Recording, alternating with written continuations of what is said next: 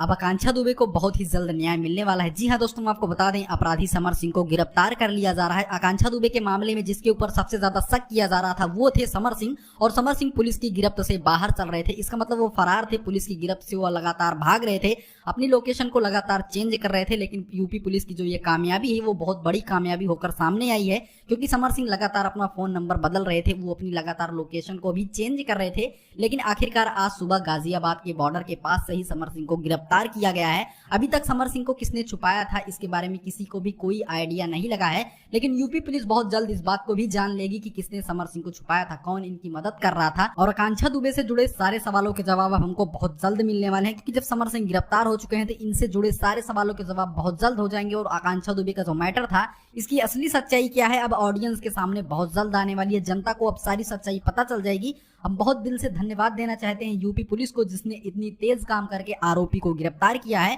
वैसे दोस्तों, इसके बारे में आपकी क्या राय है, हमको कमेंट जरूर कीजिएगा।